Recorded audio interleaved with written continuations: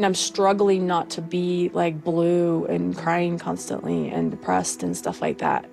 I still think there's ways to get it figured out and fixed, but I feel like, I just need to like look at it from a different perspective so I don't go all dark every single time I think about it. I'm really struggling with what's going on right now with the rest of the family, not just with Christine leaving, but the boys and Kody and Janelle and all that stuff. It's just like, are you people? I don't get it.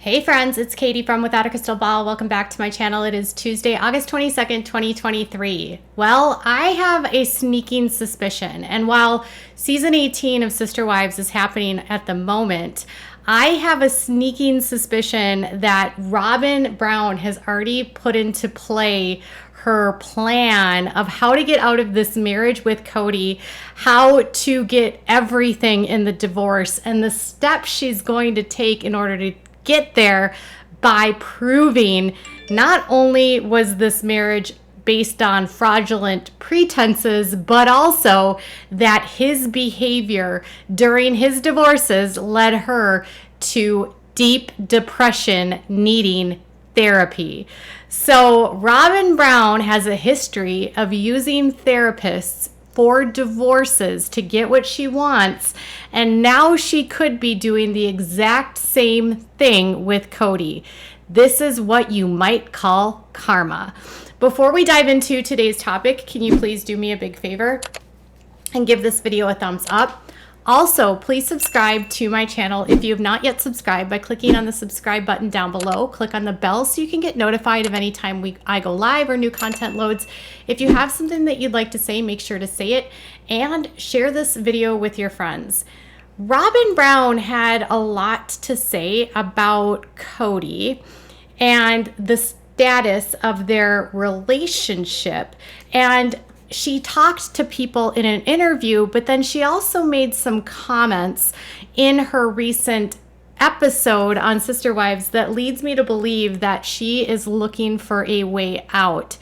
For instance, Robyn was probing Mary about what Mary knew about the family, and Robyn says she is questioning her reality and isn't sure that she actually knows the family or knew them as well as she thought she did when she first got married.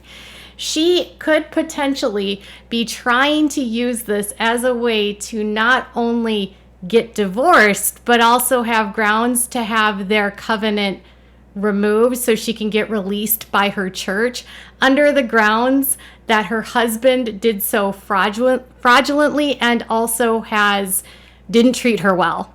So if a woman wants to leave a polygamous marriage and say still be able to get married into another polygamous family, which she still believes in, if she has proof that the husband did her dirty and she can present that to her church, say he abandoned her, he was fraudulent with her, or say he was abusive to her, she could use this with her church. On top of that, she could use this information in a divorce for child support and child custody and alimony.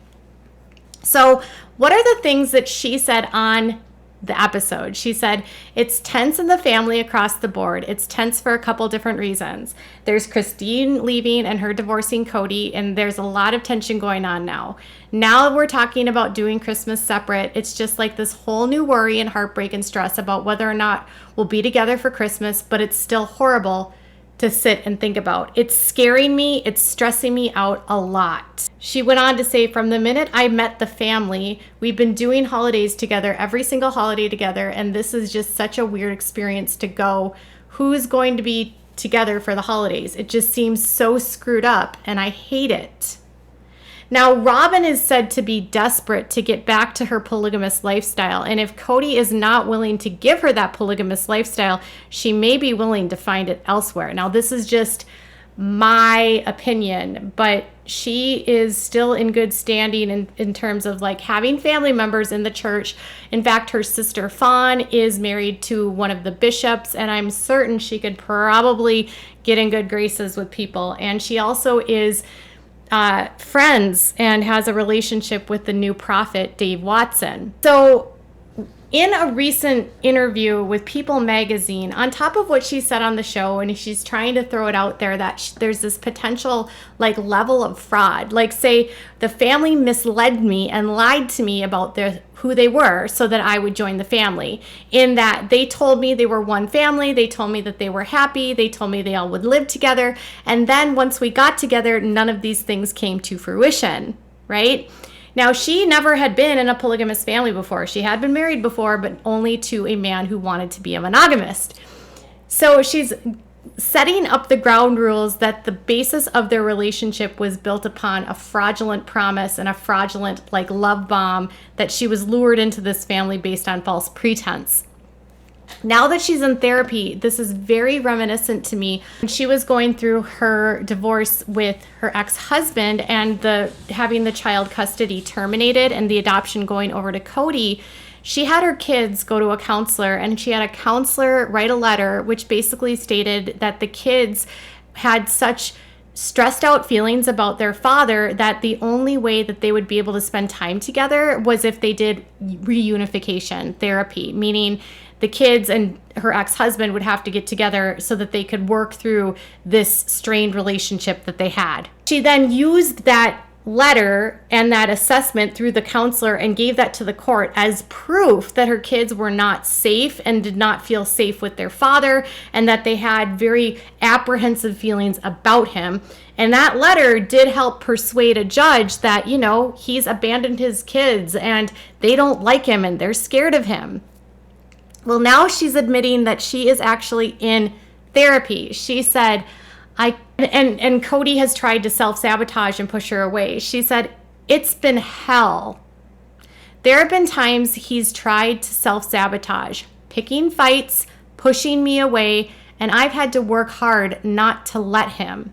She sees a therapist to help her cope and she remains committed to her marriage to Kody. I never thought I wanted to leave. Now, that's a weird way of saying I never thought I wanted to leave. Like, she could say, I don't think I want to leave. I won't leave. I never thought, as though it's in the past tense. I know how much I love Kody. He's doing his best. Kody says that he has no plans to take on any more wives, and Robyn wants polygamy. Like, that's what she believes in, and she has said repeatedly that if the family were to blow up, she doesn't know if she would stay, because what she wanted and what she joined the family was to be polygamous. This is how, in terms of what was next for her in the People magazine article, she's quoted as saying, all these years with the family, I had a future in my mind. I saw it every night as I fell asleep. Right now, I'm trying to find my future. Kody and I are getting through this, but it feels like a death. While it's still a constant fight not to think about it or be sad, she's slowly starting to heal. The thing that keeps me going is the kids. Adding, the goal is to accept the situation, figure out how to be happy, and honor everyone's journey. Does that sound like a woman that is intending to stay in a marriage? I'm trying to find my future. She doesn't know what her future is. She says, Kody and I are getting through this, but it feels like a death. A death. That's a very significant thing to say about a couple women leaving your legal husband. And then saying that the only thing getting her through this is the kids. Meaning to say, I'm staying with Kody right now because of my kids, and they're the one thing keeping me going. Not Kody. Cody's not the one that's keeping things going. Cody's not the one that's keeping me going. Cody's not at all keeping me going. She's basically saying that he's a brute to be around and difficult to be near. Well, I was looking up in Arizona, and listen, Arizona is a no-fault divorce state, which means that there's no fault that needs to be proven in order to get divorced. And as a matter of fact, it just means that there doesn't have to be any wrongdoing that is proven in order for the divorce to go through. And the requirements are that there has to be a separation of the couple for a minimum specified period of time, differences that make the two spouses incompatible with other, and irreconcilable damage to the marital relationship. So in Arizona, it says Arizona is a no-fault state. A spouse does not need to prove wrongdoing in order to file for divorce, other than the marriage is irretrievably broken.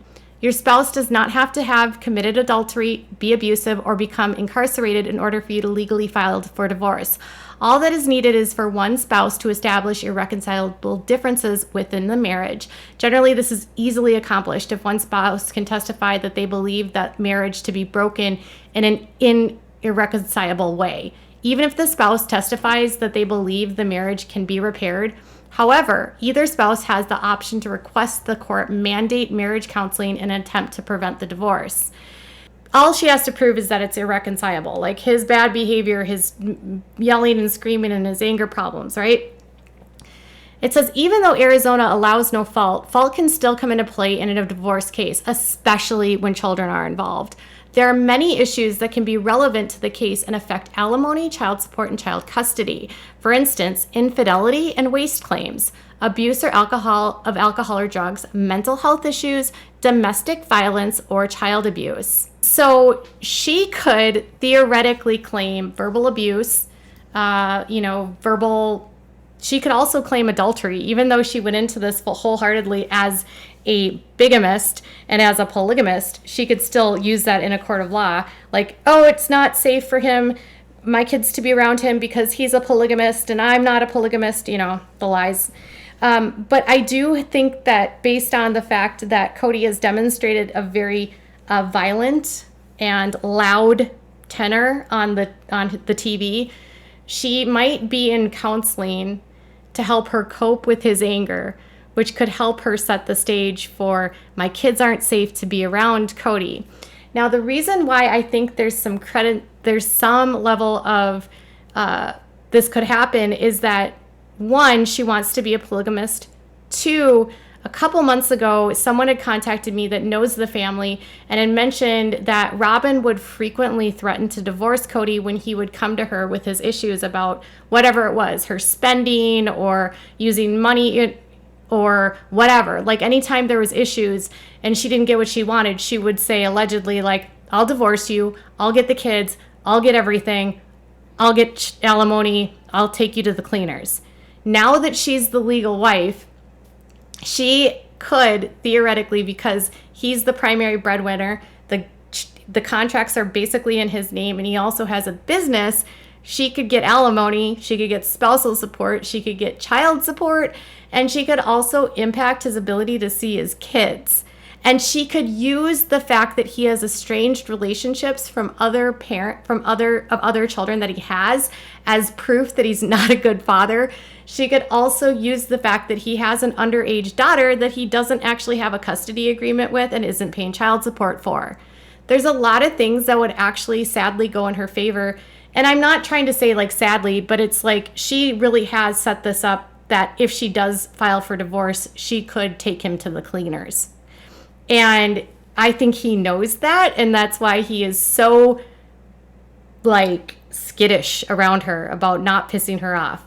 But the fact that she is being so open about his problems, his behavior, and her being in therapy, and now she's going through this as though she's been lied to by the family, it makes me think that she's starting to think about leaving him, even though she says she's not. What are your thoughts about my hypothesis? Tell me in the comments below. Bye, guys.